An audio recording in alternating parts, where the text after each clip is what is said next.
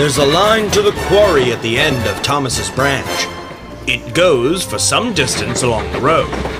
Thomas was always very careful to whistle here in case anyone was coming. Early one morning, a large policeman was sitting close to the line. Thomas liked policemen. He had been a great friend of the constable who had just retired.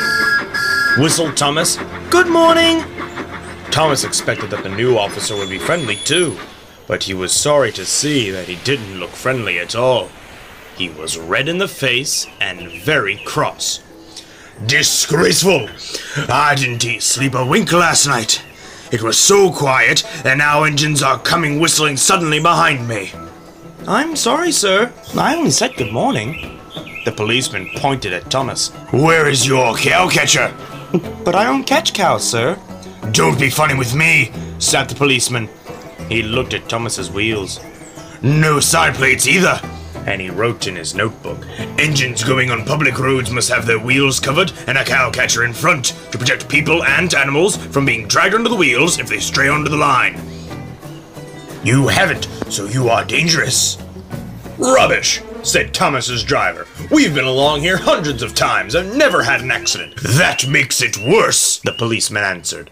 He wrote "regular lawbreaker" in his book. Thomas puffed sadly away.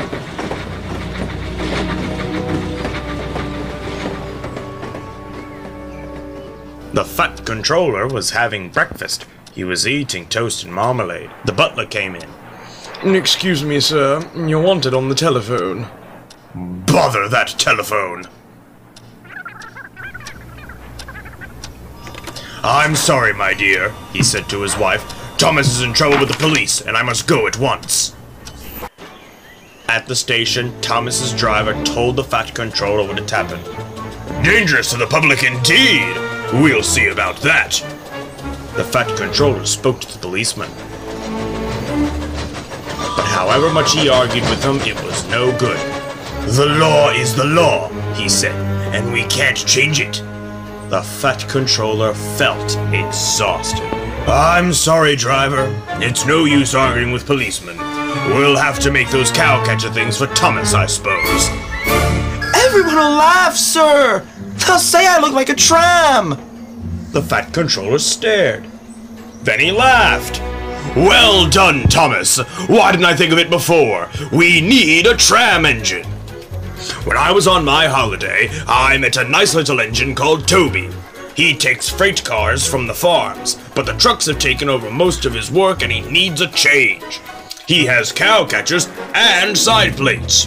I'll write to his superintendent at once."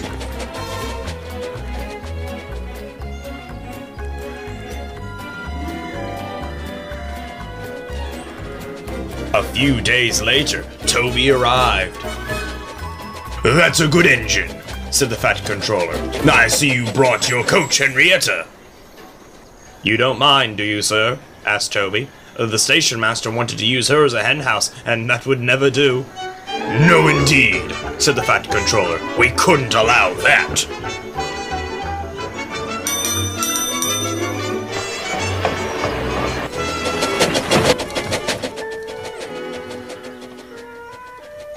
Toby made the silly cars behave even better than Thomas did.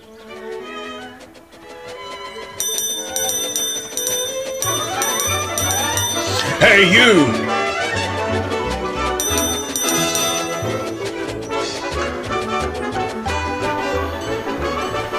At first, Thomas was jealous, but he was so pleased when Toby rang his bell and frightened the policeman. They've been firm friends ever since.